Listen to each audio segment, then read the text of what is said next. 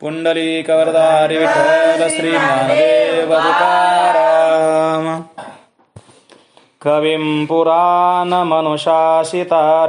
मनोरणीयान् समनुस्मरेद्यः.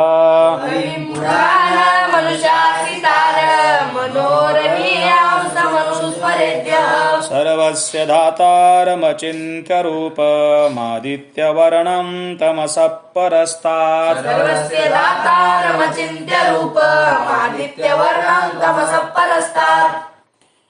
कविं पुराणम् अनुशासितारम्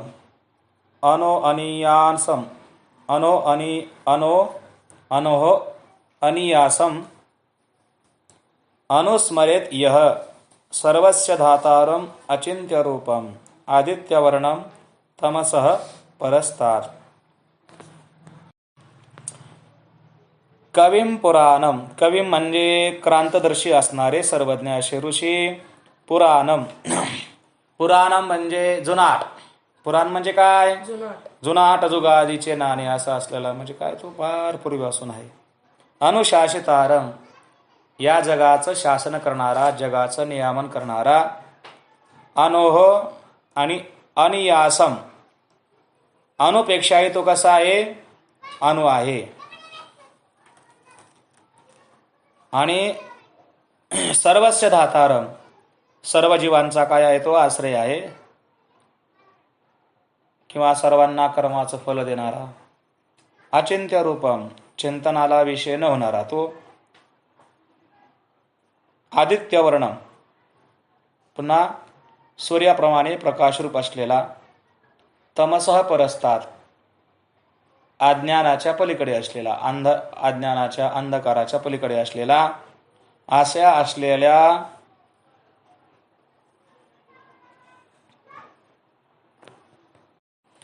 असलेल्या ज्या पुरुषाचं जे यह स्मरेल, काय? जे ध्यान करतात. जयाचे आकाराविन असणे, ज्याचे आकाराविन असणे म्हणजे जे स्वरूप कसं आहे? आकाराशिवाय आहे. ज्याचं आकाराशिवाय अस्तित्व, ज्याला कोणताही आकार नाही परंतु त्याचं अस्तित्व नाकारता येत असं ती वस्तू आहे. जयाचे आकाराविन असणे, जया जन्म ना आणि जया निमने ना, ज्याला जन्मही नाही आणि ज्याला मरणही नाही असं असलेलं ते. जे आघवेची आघवेपणे देखत असे, जे कसं आहे? आघवेची, जे सर्व ठिकाणी आहे. जे कसं आहे? सर्व ठिकाणी आहे आणि जे सर्वांना सर्व काळ पाहतय, बरोबर का? जे आघवेची आघवेपणे देखत असे, जे सर्व ठिकाणी असून सर्वांना जे नेहमी पाहत आहे. असं आपण कसं आहे? एक ठिकाणी आपल्याला काय सर्व काही दिसत नाही, पण भगवंत कसं आहे? सर्वज्ञ आहे. त्याला सर्व काळी सर्व वस्तूंचं सर्व काळ काय असतं? ज्ञान असतं. सर्व ठिकाणी काय काय चाललं त्याला तर सर्व कळतंय. तो कसा आहे? सर्वज्ञ आहे, बरोबर का? आपण कसे आहोत? अल्पज्ञ आहोत. आपल्याला फक्त इथं आपण आपल्या डोळे जिकडं पाहतील आपल्याला तेवढंच कळतंय. आपण इतर काय पाहू शकत नाही. पण जे गगनाहुनी जुने, ते स्वरूप कसं आहे म्हणले? ती वस्तू कशी आहे? गगनाहुनी जुने, आकाशापेक्षा कसं आहे? ते जुनं आहे. जुनं आहे म्हणजे आकाशापेक्षा, आकाशाच्या आधी देखील ते अस्तित्वात होतं. आकाश हे कसं आहे? पंचभूतामध्ये येतं. जेव्हा पंचभूत उत्पन्न झाले तेव्हा आकाश अस्तित्वात आलं, पण जे आकाशापेक्षाही पूर्वी आहे. परमाणु होणी साने, परमाणु कसा आहे म्हणले? परम अणु म्हणजे सर्वात बारीक आहे, पण त्या परमाणुपेक्षा देखील जे कसं आहे? त्याच्यापेक्षा ते कसं आहे? सूक्ष्म आहे, त्याच्यापेक्षा ते लहान आहे. जयाचे सन्निधाने विश्व चळे, आणि ज्याच्या सन्निधानामुळे, ज्याच्या आश्रयामुळे काय? हे विश्व चळतंय म्हणजे विश्व हालचाल करतंय. विश्व कसं आहे? जड आहे, पण त्याच्या सन्निधानामुळे, त्याच्या आश्रयामुळे काय? विश्व हालचाल करतंय. विश्व आपल्या डोळ्याला दिसतंय, बरोबर का? ज्याच्या आश्रयामुळे, ज्याला काही म्हणजे विश्वाला काही स्वतंत्र अस्तित्व नाही, परंतु त्या वस्तूच्या आश्रयामुळे काय? हे आपल्याला हालचाल करतं. जसं दूरवर भासलेला सापाला स्वतःचं काही अस्तित्व नाही, परंतु तो साप कशामुळे वाचतो? दोरीमुळे वाचतो. तसं हे जग दिसतं कशामुळे? त्या ब्रह्मवस्तूमुळे अस्तित्वात आपल्याला दिसतं. जे सर्वाते यावी, या सर्वाते जे विये, या संपूर्ण जगाला काय, ज्याच्यापासून जे हे संपूर्ण जग उत्पन्न झालेलं आहे, बरोबर ना. एकली न कंटेची म्हणून यायने केली निर्माण 14 भुवने, याच्यापासून हे सर्व जगत उत्पन्न झालं. विश्व सर्व विश्व जेने विये, हे संपूर्ण विश्वाला काय, ज्यानं, हे संपूर्ण विश्व ज्याच्यामुळे जगतंय. कशामुळे जगतंय, हे संपूर्ण विश्व जेने जिये, ज्याच्यामुळे जगतंय. जे आहे म्हणून आपण जगतोय, जे नसलं तर आपण जगणार नाही. हेतू जया बिहे, म्हणले हेतू देखील ज्याला बितो, म्हणजे काय, ज्याच्याविषयी हेतू अनुमान करू शकत नाही, ज्याची कोणत्याही हेतूच्या द्वारे काय सिद्धी होत नाही. हेतू देखील ज्याची सिद्धी करण्यास भीतो. हेतू जया बिहे अचिंत्यजे, कोणत्याही हेतू ज्याची अनुमानाने सिद्धी करण्यास भीतो, जे चिंतनाला विषय होत नाही. देखे ओळंबा इंगळून चरे, देखे ओळंबा इंगळीन चरे, म्हणजे वाळवी आहे, वाळवी ही काय विस्तवावरून चालत नाही. वाळवी कशाला लागते, लाकडाला. ओळंबा म्हणजे काय, वाळवी, ओळिंबा असते बाबा ती काय. देखे ओळंबा इंगळून चरे म्हणजे काय, वाळवी तर ती सर्व ठिकाणी चालते वा जमिनीवर, पण ती विस्तावर चालेल का, विस्तावर चालेल का. तसं हेतू म्हणा, हेतू सर्व गोष्टीविषयी अनुमान करेल, पण जो काही हेतुरहित आहे, जो सर्व काय असं जी वस्तू आहे, परमात्मा वस्तूविषयी, ब्रह्मविषयी काय, तो हेतू अनुमान करू शकत नाही. म्हणजे विचार आपण सर्व गोष्टीचा करू शकतो, पण त्या वस्तूचा, जी वस्तू कशी आहे, कोणाही प्रमाणा ओ निधिमा, ती गोष्टी कशी आहे, कोणत्याही प्रमाणाचा विषय होत नाही. देखे ओळंबा इंगळीन चरे, म्हणले पहा की वाळवी विस्तवावरून चालत नाही. वर बसते, पण ती बसेल का विस्तवावर, माशी बसेल का, नाही बसणार ना. तेजी तिमिर न शिरे, म्हणले प्रकाशामध्ये अंधाराने प्रवेश केला, असं होईल का कधी, नाही. प्रकाशामध्ये अंधार प्रवेश करू शकत नाही. जे देहाचे आधारे चर्मचक्षुषी, म्हणले चर्मचक्षु आहेत. चर्मचक्षु दिवसा सर्व वस्तूला पाहू शकतात, पाहतील ना, पण चर्मचक्षुला देखील जे विषय होत नाही, म्हणजे चर्मचक्षु देखील ज्याला जाणू शकत नाही. बघा, त्याप्रमाणे जे दिवसा देखील चर्मचक्षुला अंधाराप्रमाणे आहे, कारण ते कसं आहे, निर्गुण निराकार आहे. चर्मचक्षु कसे आहेत, सगुण वस्तूला विषय करतात. विषय करणं म्हणजे काय, जाणतात, पाहतात. तर निर्विषय ज्या वस्तूला काय रूप नाही, त्या वस्तूला ते चर्मचक्षु पाहतील का. तुम्हाला हवा दिसते का डोळ्याला, नाही दिसत. सुसडा सूर्यकणाच्या राशी, जो नित्य वधो ज्ञानी आशी, म्हणले सुसडा सूर्यकणाच्या राशी, जे कसं आहे, म्हणले सूर्यरूपी धान्याची कशी आहे, उत्तम प्रकारची रास आहे. म्हणजे सूर्यापेक्षा देखील ते कसं आहे, प्रकाशमान आहे. जो ज्ञानी आशे नित्य उदय, आणि ज्ञान्याकरता काय, ज्याचा नित्य उदय आहे, म्हणजे ज्ञानी ज्याला नित्य जाणतात, अज्ञानी जाणतात का, नाही.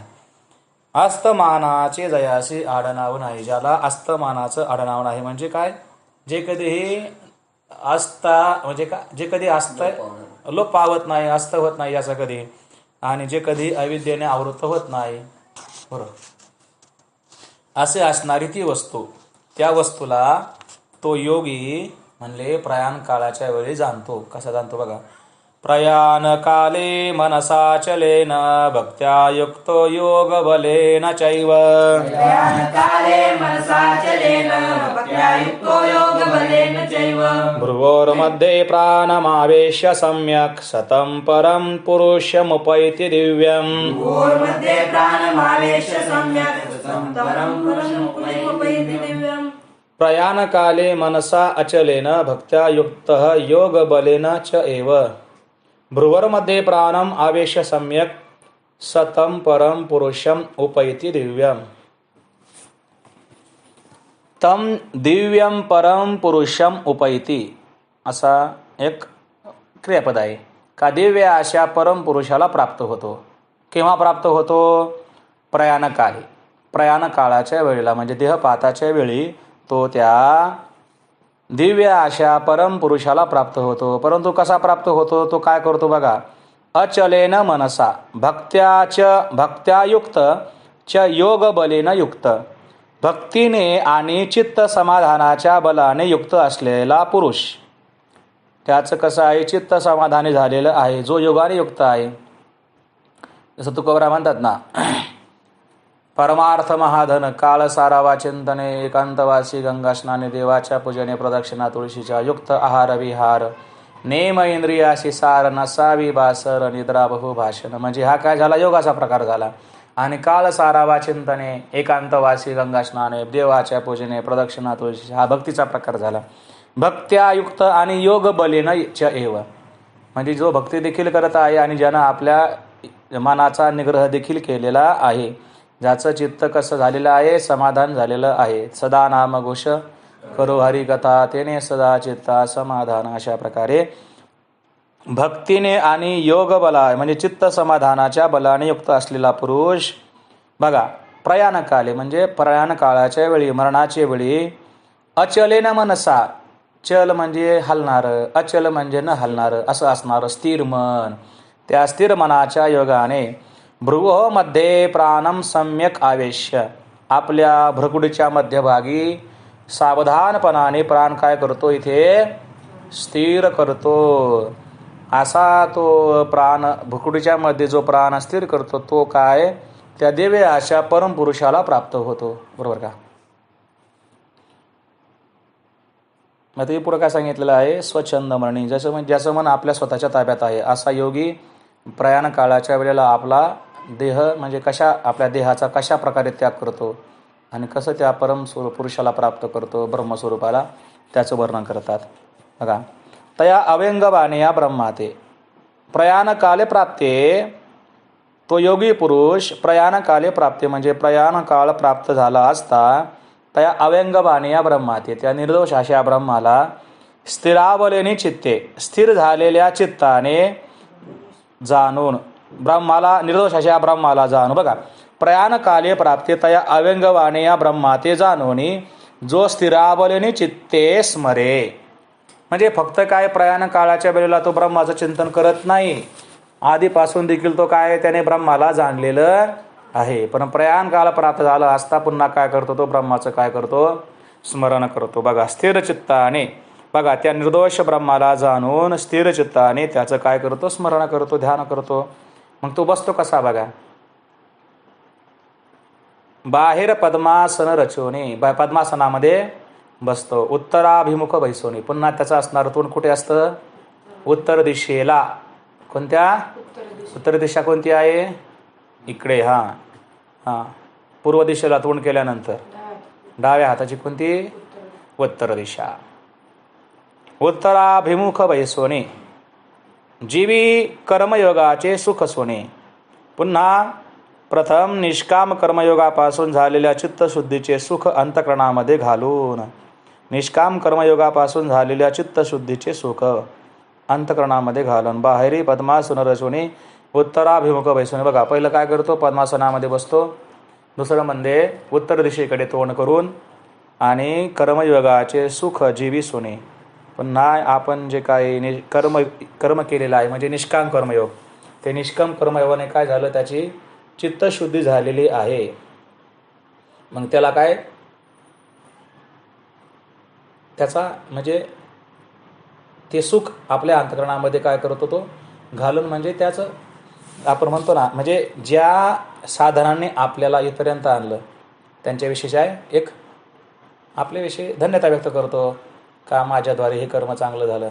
असं ते सुकृत याचेसाठी नाही जतन व केले, जतन विनाई वेचिले व जतन केले गाठी, भोगी त्यागी वरव याची वरी तेठी, म्हणून आजी हा लाधला जग जेठी व धरेले जन्मते सार्थक झाले माय, भेटवणी आशी फळले उपाय, चुकले अवघेचे आघात अपाय, म्हणून अलिंगन देती यादवर आहे. म्हणजे आपण जे काही माग निष्काम कर्म केलेलं आहे त्याचं काय जे काही सुख आहे, म्हणजे त्याच्यापुढे आपलं काय झालेले आहे? निष्काम कर्मयोगाने अंतःकरणाची काय झालेली आहे?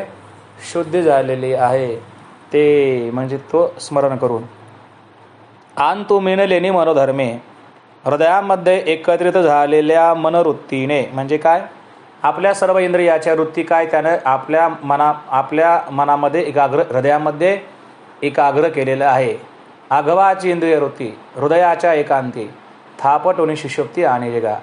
म्हणजे सर्व इंद्रियाच्या वृत्ती काय बाहेर जातात, पण सर्व इंद्रियाच्या वृत्ती त्याने काय केलेल्या आहेत, एकाग्र केलेले आहेत आणि आपल्या हृदयामध्ये सर्व इंद्रिय आवरलेली आहेत. हृदयाच्या एकांती थापटवणी म्हणजे त्याचं मन कधी बाहेर गेलेलं नाही बाह्य विषयाकडे.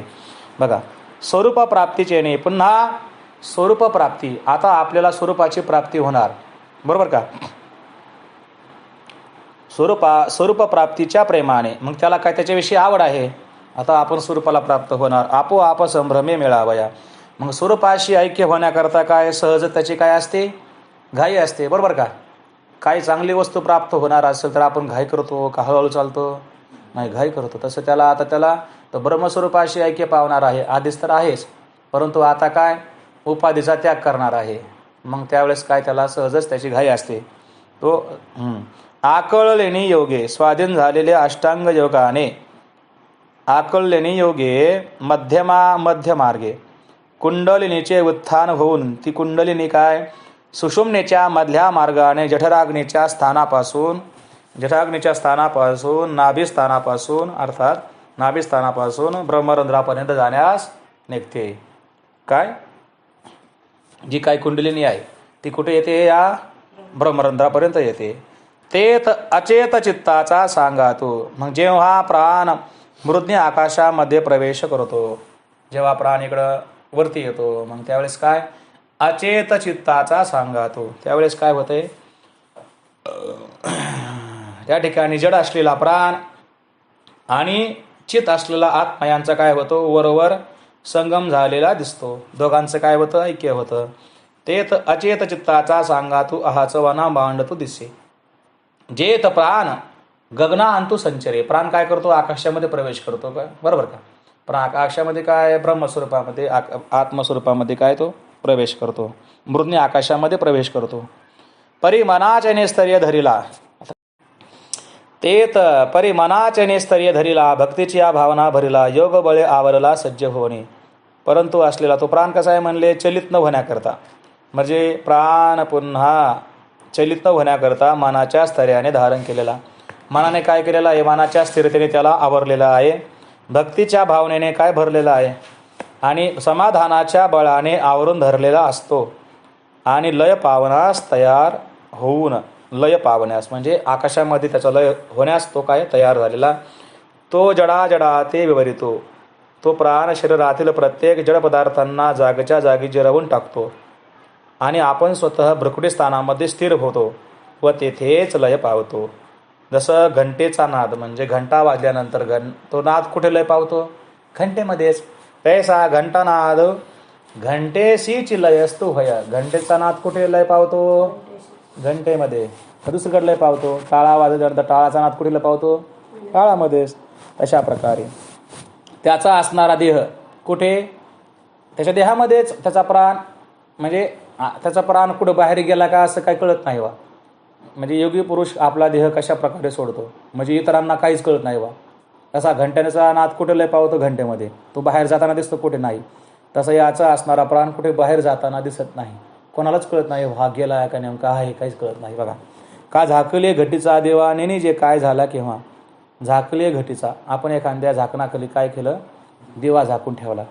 दिवा झाकून ठेवल्यानंतर तो नेमकं विजला काय अजून पेट तेवलेला आहे, आपल्याला काय कळतं का. बरं, जेव्हा तो विजणार होता त्यावेळेस त्याची काय परिस्थिती झाली होती, तो कसा हल्ला, कसा विजला, काही कळतं का आपल्याला, कळतं का, नाही कळत ना. तशा प्रकारे योगी पुरुष काय करतात, आपला देह सोडतात. म्हणजे इतरांना काहीच कळत नाही कसे गेले आणि काय गेले, बरोबर का. असे बसल्यासाठी देह सोडतात. का झाकले घटीचा देवाने जे काय झाला किंवा म्हणजे अगदी काही हालचाल न होता काय करतात, ते देहाचा त्याग करते. म्हणजे इतरांना काहीच कळत नाही ते कशी गेले काय. या रीती जो पांडवा देह ठेवी, अशा प्रकारे असे कळत अशा रीतीने जो देहाच्या आतच प्राणाचा लय करून स्वेच्छेने काय करतो, देह ठेवतो स्वेच्छेने. नाहीतर काय सामान्य जीवाचा विचार केला तर स्वेच्छेने देह ठेवत नाही. प्रत्येकाला काय होतं, मग देह जायच्या वेळी फार दुःख होतं, बरोबर का. त्यांना देह सूट वाटत नाही. आता देहातून जायचं म्हणजे त्यांना फार दुःख होतं. इतके दिवस काय केलं, देहाला देहाचे अंजन भंजन केलं, देहाचे चोचले पुरवले, देहाला विषय पुरवले, इतकं सर्व सारं ममतेनं प्राप्त केलं, इतका पैसा प्राप्त केला, ते सोडू वाटत नाही. मग त्यांना फार दुःख होतं. पण हे कसे अयोगी पुरुष आहेत, निर्विष झालेले असतात, काय अहंता नाही, ममता नाही, मुक्त झालेले मग काय अशा प्रकारे देह ठेवतात. आणि आपण देखील अशा प्रकारेच प्रार्थना करावी का आपला देह अशा प्रकारेच गेला पाहिजे. होय, चालता चालता तो केवळ परब्रह्म जया परमपुरुष आईशे नाम, ते माझे निजधाम होऊन ठाके. तो असणारा ज्ञानी, तो योगी काय म्हणले, जे की असणारं शुद्ध ब्रह्म आहे, ज्याला परमपुरुष आईशे हे नाव आहे, असं असणारं जे माझं निजधाम आहे, त्या माझे निजधाम, ते असणारं माझं धाम तत्स्वरूप होऊन राहतो, असा तो पुरुष. यदक्षरं वेदविदो वदन्ति विशन्ति यद्यतयो वीतरागः. यदक्षरं वेदविदो वदन्ति विशन्ति यद्यतयो वीतरागः. यदिच्छन्तो ब्रह्मचर्यं चरन्ति तत्ते पदं संग्रहेण प्रवक्ष्ये. यदिच्छन्तो ब्रह्मचर्यं चरन्ति तत्ते पदं संग्रहेण प्रवक्ष्ये. यदक्षरं वेदविदः वदन्ति विशन्ति यद्यतयो वीतरागः. यद इच्छन्तः ब्रह्मचर्यं चरन्ति तत् ते पदं संग्रहेण प्रवक्ष्ये. बघा, म्हणजे वेदविदः यद अक्षरं वदन्ति. वेदविद म्हणजे वेदाला जाणणारे, ज्याला अक्षर असं म्हणतात. अक्षर म्हणजे काय, न क्षरत इति अक्षर, जे काय क्षरत नाही, अक्षर, त्याला अक्षर असं म्हणतात. विरक्त म्हणजे काय, वीतरागः यतयः यत विशन्ति. विरक्ती यती, विरक्त असणारे यती पुरुष ज्याच्यामध्ये प्रवेश करतात. यदिच्छन्तः ब्रह्मचर्यं चरन्ति, पुन्हा ज्याची इच्छा करणारे ब्रह्मचर्याचं पालन करतात. तत् ते पदम संग्रहेण प्रवक्ष्ये. असं असणारं ते ब्रह्मपद, तत्पदम ते संग्रहेण प्रवक्ष्ये. ते असणारं ब्रह्मपद मी तुला थोडक्यामध्ये सांगतो. कोणतं ब्रह्मपद, ज्याला वेदाला जाणारे, ज्याला काय म्हणतात, अक्षर असं म्हणतात.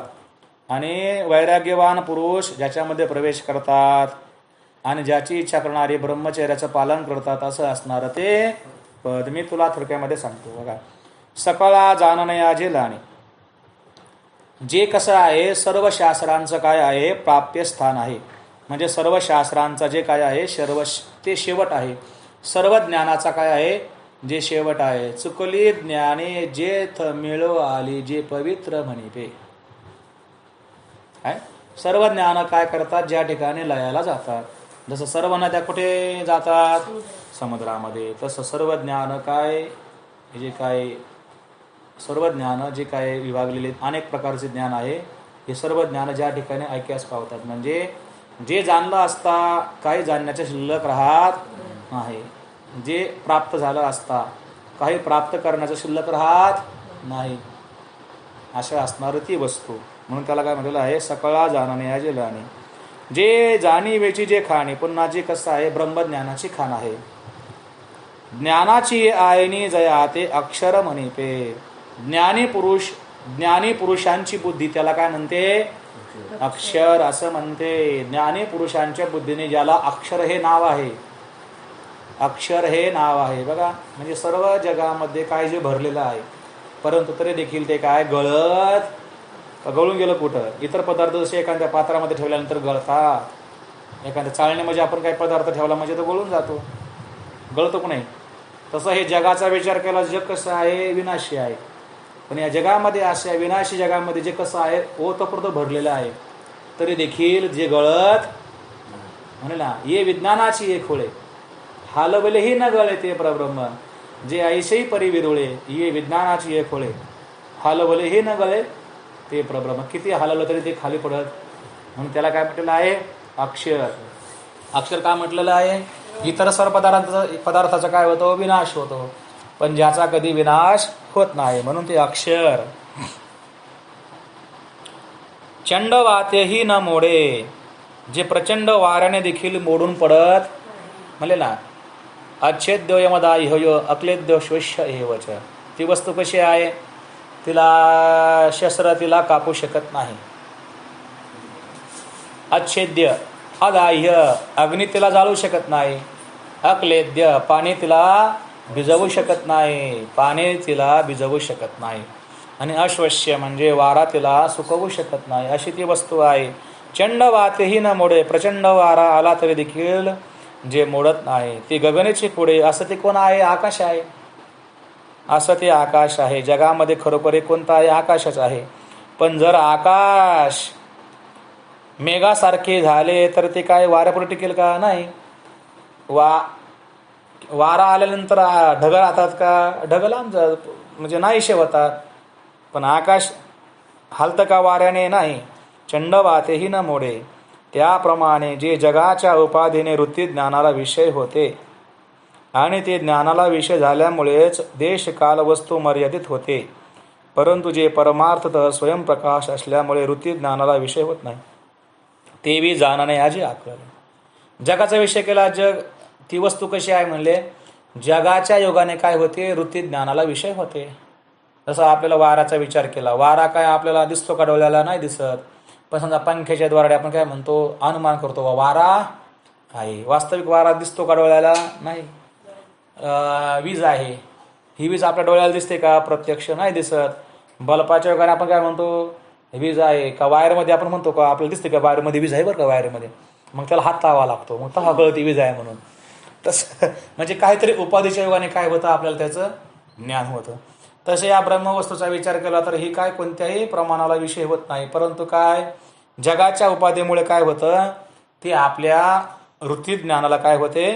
विषय होते. म्हणजे आपल्या वृत्तीला काय दिसते ती वस्तू? कशामुळे दिसते? जग दिसतं म्हणून आपण म्हणतो ती वस्तू आहे.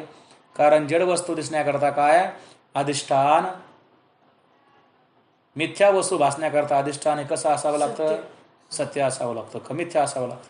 नाही, मिथ्या वस्तू भासण्याकरता अधिष्ठान सत्य असावं लागतं.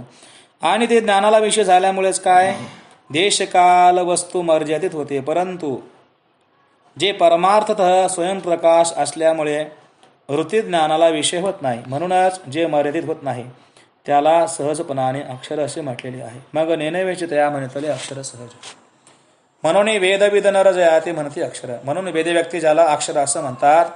पुन्हा जे प्रकृतीशी पर, जी काय प्रकृती आहे, कार्यकारणात्मक प्रकृती म्हणजे संपूर्ण जग माया, त्या मायेच्या ते कसं आहे? पलीकडे आहे. प्रकृतीशी पर आणि परमात्मा स्वरूप आहे.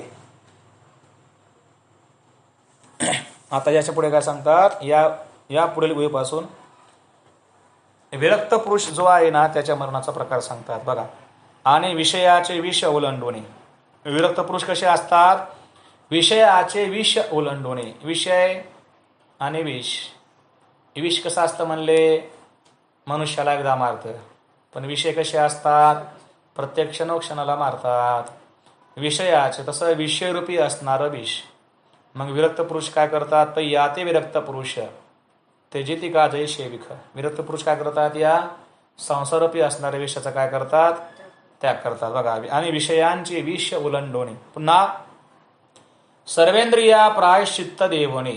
सर्वेंद्रिया प्रायश्चित्त म्हणजे काय? आतापर्यंत जेवढं काय झालं व आपल्या इंद्रियाच्या द्वारे कदाचित, म्हणजे बरोबर का? दोन प्रकार. सर्वेंद्रिया प्रायश्चित्त म्हणजे प्रायश्चित्त केव्हा घेतो मनुष्य? आपल्याकडून काय चूक झाली हे त्याला कळल्यानंतर मनुष्य काय करतो? प्रायश्चित्त करतो.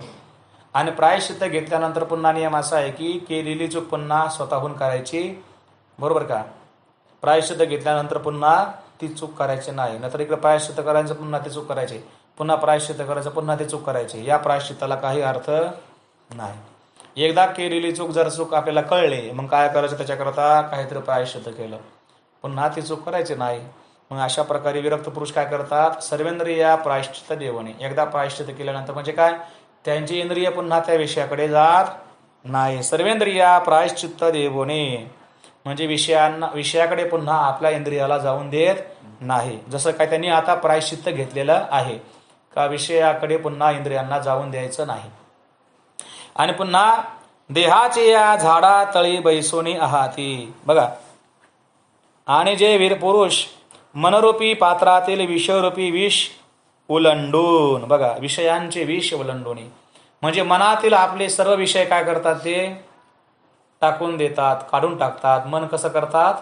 स्वच्छ करतात. विष विलंडोने म्हणजे विष काय करतात, उलंडून टाकतात, सांडतात. कशातलं? मनरूपी पात्रातलं. पुन्हा आजवर संसार केल्याच्या पापाकरिता सर्व इंद्रियांना निष्काम कर्म भक्ती वैराग्य ज्ञान यांची क्रमाने प्रायश्चित देऊन. प्रायश्चित मग कसं करायचं? निष्काम कर्म करायचं, भक्ती करायची, अशा प्रकारे हे प्रायश्चित देणं आहे. इंद्रियांना प्रायश्चित देणं म्हणजे कसं द्यायचं? गप्प बसायचं असं नाही. इंद्रियाच्या द्वारे निष्काम कर्म करायचं, इंद्रियाच्या द्वारे काय करायचं? भक्ती करायची. हे काय आहे? इंद्रियांना प्रायश्चित्त देणं आहे, सत्कर्म करायचं. यांची क्रमाने प्रायश्चित्त देऊन जणू काम संपल्यामुळे आता मग त्यांना काहीच काय कार्य शिल्लक नाही. कृतकृत्य झालो, इच्छा केली ते पावलो, आता काय त्यांना काहीच कर्तव्य शिल्लक नाही. धन्योहम कर्तव्यम मे न विद्यते क्वचित. ते आता काय झालेले आहेत? पूर्णतेला प्राप्त झालेले आहेत, पूर्णता जेवणे झाले. मग त्यांना आता काही कर्तव्य शिल्लक राहिलेलं नाही. मग ते काय करतात? जसं मनुष्य काम संपल्यानंतर काय करतो? मनुष्य शेतामध्ये काम संपलं, आता काहीच काम नाही, मग निवांत काय करतो? झाडाखाली बसतो. बरोबर बसतो ना मनुष्य, काय निवांत झाडाखाली बसतो. आता काम काही शिल्लक राहणे, मग आता उड्या मारणार का? भरवून पडले, अशा उन्हामध्ये जेवढं काम करायचं तेवढं काम केलं. मग आता काम तर काय नाही, कतरी मनुष्य पुन्हा उन्हात बसणार नाही, झाडाखाली येऊन निवांत बसणार. मग तशा प्रकारे आता जे देहाच्या द्वारे जेवढं काय कर्म करायचं होतं तेवढं ते काय त्यांनी केलेलं आहे. दिले इंद्रिय हातपाय कान, म्हणजे आता भाग्य काय आले व संसारा तुम्ही एक करा, मुक्ती मार्ग हळवची धरा. त्यांनी आता मुक्ती प्राप्त केलेली आहे. मुक्ती प्राप्त करण्याकरता जेवढं काय करायचं त्यांनी सर्व केलेलं आहे, मुक्ती प्राप्त झालेली आहे. मग आता ते कसे आहे? तरी देखील काय त्यांचं देह अजून काय त्यांचा देहपात झाला नाही, कारण प्रारब्ध शिल्लक आहे. मग ते काय करतात? ती देहाची या झाडातळी बैसवणे. पुन्हा ते काय म्हणजे ते कसे आहेत? देहामध्ये कसे राहतात? अगदी असं तुकार म्हणतात ना, असो ऐसा कोठे आठवच नाही, देहीच विदेही भोगोदशा. देहामध्ये निवांत राहतात, म्हणजे आता काहीच कर्तव्य शिल्लक राहिलेलं नाही. ती देहाची या बघा उदास वृत्तीने आता काहीच म्हणजे कोणत्याही पदार्थाची काय करत नाही, ते इच्छा करत नाही. यत प्राप्तव्यम न किंचित वांछती, म्हणजे आता काहीच कशाची काय करत नाही, इच्छा करत नाही, है ना. कृतकृत्य झालो, इच्छा केली ते पावलो, काम नाही झालो पाही रिकामा, फावल्या त्या करू चेष्टा, निश्चळ द्रष्टा पैसोने. असे निवांत काय देहामध्ये असतात, परंतु आता कोणत्याही पदार्थाकडे म्हणा, त्यांची संसाराकडे धाव संपलेली असते. नुसते देहामध्ये असतात. देह म्हटल्यानंतर काय, देह संसाराकडे धावतो, पण हे देहामध्ये असतात. पण आता काय त्यांच्या सर्व इंद्रियाच्या वृत्त्या शांत झालेली असतात. सर्व इंद्रियाच्या वृत्ती घेऊन आपल्या हाती बुद्धी आत्मया मिळे एकांती प्रियादेश. किंवा तर असू द्या बघा, उदास वृत्तीने देहाच्या झाडाखाली बसून आहेत. या परी ते विरक्त, अशा प्रकारे ते काय आहेत? विरक्त आहेत, म्हणजे देहामध्ये आहेत, परंतु आता कसल्याही प्रकारे ते विषयाकडे धावत नाही. त्यांना कसल्याही प्रकारचं कर्तव्य नाही, ते कशाही प्रकारच्या इच्छा करत नाहीत. अशा प्रकारे ते विरक्त जयाचे निरंतर वाट पाहत. ते विरक्त पुरुष काय करतात? ज्या अक्षर पुरुषाची सर्व काळ वाट पाहतात, जे निष्कामाशी सर्वदा अभिप्रेद. निष्काम पुरुषाला सर्व काळ अपेक्षित आहे. कोणती वस्तू? ती अक्षर वस्तू. निष्काम पुरुष त्याची सर्व काळ अपेक्षा करतात.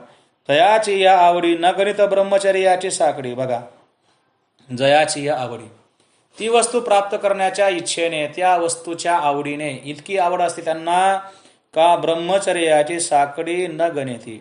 ब्रह्मचर्याचं पालन करणे हे जे काय कठीण प्रसंग आहे, हे जे काय संकट आहे, त्या संकटाची पण ती पर्वा करत नाही. म्हणजे ब्रह्मचर्य पालन करणं म्हणजे काय इतकं सोपं नाही, परंतु त्या वस्तूच्या प्राप्तीकरता इतकं असणार कठीण व्रत, ते व्रत देखील काय करतात? ते धारण करतात. जयाची या आवडी न गणित ब्रह्मचर्याची साकडी. सांगितलं ना, सुखाचे किती प्रकार सांगितले? 3 प्रकार. जे सुख आधी कठीण असतं, आधी विषासारखं कडू असतं, परंतु नंतर सुखकारक होतं, त्याला कोणतं सुख म्हणतात? सात्विक सुख. जे सुख आधी विषयाला आपल्याला सुखकारक वाटतं आधी, पण नंतर जे काय होतं, परिणामी जे कडू असतं, परिणामी जे दुःखकारक असतं, त्याला कोणतं सुख म्हणतात? राजस सुख विषयाचं असणारं सुख आणि जे सुख आधी कडू असतं नंतरही कडू असतं ते सुख कोणतं तामस सुख. तर परमात्मा वस्तू प्राप्त करणे हे कसं आहे म्हणले सात्विक सुखासारखं जे आधी तर भयंकर आहे पण नंतर मात्र कसं आहे परिणामी सुखकारक आहे. म्हणजे आधी फार कष्ट करावे लागतात फार संकटांना तोंड द्यावं लागतं पण नंतर म्हणले आनंदच आनंद. जसं विद्यार्थ्यांनी आधी अभ्यास केला कष्ट झेलले तर त्याला काय नंतर नोकरी लागल्यानंतर काय यश संपन्न झाल्यानंतर आनंदच आनंद आहे. पण ज्यानं आधी झोपा काढल्या आधी त्याचा काळ कसा गेला एकदम सुखामध्ये गेला परंतु नंतर काय नापास झाला मग नंतर काय दुःखच दुःख आलं का. तर जयाची आवडी न गणित ब्रह्मचर्याची साकडी ज्याच्या प्राप्तीच्या आवडीने ब्रह्मचर्यासारख्या कठीण संकटाचीही पर्वा करत नाहीत आणि जे निष्ठुर होऊन इंद्रियांना निग्रहाचा मार देऊन त्यांना गरीब दीन करून सोडतात ती निष्ठुर होतात परंतु कशाविषयी इंद्रियाविषयी. इंद्रियांना जे पाहिजे इंद्रिय जे जे मागतील ते देत नाहीत आणि असं जे करतात ना काही इंद्रिय जे जे म्हणतील तेच जे पुरुष करतील. इंद्रियाने जे जे मागितलं त्याला जे देतात ना मग ते काय करतात विषय ते तरलेचे ना तर ते विषय समजू ते या भावसागरातून तरत नाही. पण इंद्रियांना इंद्रिय जे मागतील ते द्यायचं नाही म्हणले ते त्यांना योग्य आहे का नाही त्यांच्या हिताचं आहे का नाही किंवा जे मागितलंय ते शास्त्रवित आहे का नाही का निषिद्ध विषय आहे त्याचा विचार करून काय करतात ते सर्व कार्य करत राहतात. बघा निष्ठुर होऊन बापुडी इंद्रिय करती जे निष्ठुर होऊन काय करतात इंद्रियांना मार देतात. इंद्रियांना मारतात म्हणजे काय इंद्रियांना मारतात का नाही मारतात इंद्रियाचा निग्रह करतात म्हणजे त्यांना नको त्या विषयाकडे जाऊन देत नाही. नाही तर काय न खावे ते खाय जे खाऊ वाटलं लगेच खायचं न पाहाय जे पाहू वाटलं लगेच पाहायचं नाही त्याआधी विचार करतात हे चांगलं आहे का नाही. अशा प्रकारे आईसे जे पद दुर्लभ आणि अगाध असं असणारं जे पद आहे अतिगंभीर आहे दुर्लभ आहे का ती वस्तू सर्वांनाच प्राप्त होते का नाही. जे अशा प्रकारे साधना करतात त्यांना ती वस्तू कशी होते प्राप्त होते म्हणून काय म्हटलेलं आहे दुर्लभ आहे आणि अगाध आहे. म्हणजे ज्या वस्तूला कसं आहे आधी अंत नाही जी वस्तू कशी आहे अमर्याद आहे. समुद्रामध्ये असलेलं पाणी कसं आहे अगाध आहे त्याची खोली कळते का नाही तसं हे पद आहे.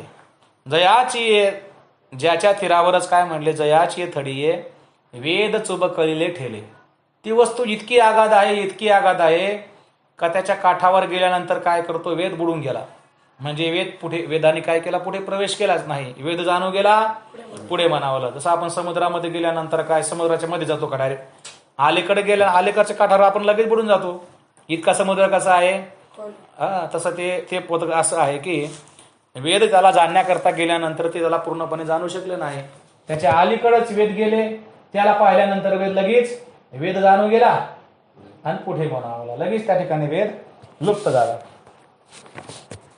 जयाची थडीये वेद चुब कळीले ठेले बघा ज्याच्या तीरावरच वेद हे बुचकळून बसलेले आहेत त्यांना या अगाध ब्रह्म शरीरामध्ये शिरता येत नाही.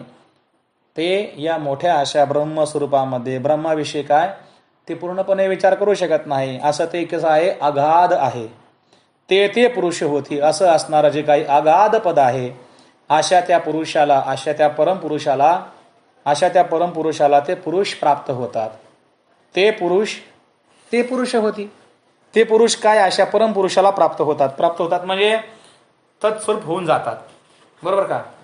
गंगा समुद्राला मिळाल्यानंतर भिन्नपणे राहते का समुद्र होऊन जाते समुद्र होऊन जाते तशा प्रकारे हे पुरुष त्या ब्रह्मस्वरूपाला प्राप्त झाल्यानंतर ते ब्रह्मस्वरूप होऊन जातात जे यापरी लया जाती. पण कोणते जे यापरी लया जाती माग जे काय वर्णन केलेलं आहे विरक्त पुरुषाचं योगी पुरुषाचं उत्तराभिमुख वैसोने जीवी सुख सोने कर्मयोगाचे पद्मासन घालून अशा प्रकारे जे अगदी पूर्वीपासून साधना करत आहे ज्यांनी निष्काम कर्म निष्काम भक्ती केलेली आहे जे योग साधना करत होते अशा प्रकारे ज्यांनी साधना केलेली आहे अशा प्रकारे ज्यांनी प्रयत्न केले ते पुरुष त्या पुरुषाला प्राप्त होतात. इतर प्राप्त होतील का नाही म्हणून तरी पार्था ह्याची स्थिती एक वेळ सांगू. तरी अर्जुना ही अवस्था तुला मी काय आणखी एक वेळा सांगतो. बघा ते तर अर्जुन म्हणतले स्वामी तेव्हा अर्जुन म्हणला हो स्वामी ह्याची मनावया होतो पहा मी अरे ओ स्वामी मी देखील हेच म्हणणार होतो तेव्हा आपण तुरंत काय तोच तुम्ही सहज काय म्हणाले, आता मी तुला पुन्हा सांगतो. तोच सहजच तुम्ही कृपा केली तरी आता महाराज तुम्ही सांगा. तव सहजे तुम्ही कृपा केली तरी बोली जो का. मला देखील तुम्हाला विचारायचं होतं का मला हे पुन्हा सांगा, पण त्यात तुम्ही काय म्हणाले, मी तुला पुन्हा सांगतो, मला चांगलं वाटलं. जसं आपल्याला एखादा पदार्थ हवा आणि समोरच्याने आपल्याला लगेच तो द्यावा न मागता, आपण काय म्हणतो, अहो मी देखील मागणार होतो, मग तुम्ही न मागता दिला, चांगलं झालं. परी बोलावे ते अति सोहपे. अर्जुन काय म्हणतो भगवंताला, परंतु जे सांगावायचं ना ते अति सोहपे बोलीजे, म्हणजे अतिशय सोपं करून सांगा. ते त्रिभुवन दीपे म्हणितले. असे अर्जुनाने म्हटल्यानंतर त्यावेळी त्रिभुवन दीपे म्हणजे त्रिभुवनातील असलेला दिवा कोण, भगवंत काय म्हणाले, तुझं काय नेनो संक्षेपे सांगेन ऐक. हे मला कळत नाही का, तुला आता संक्षेपाने सांगतो ऐक.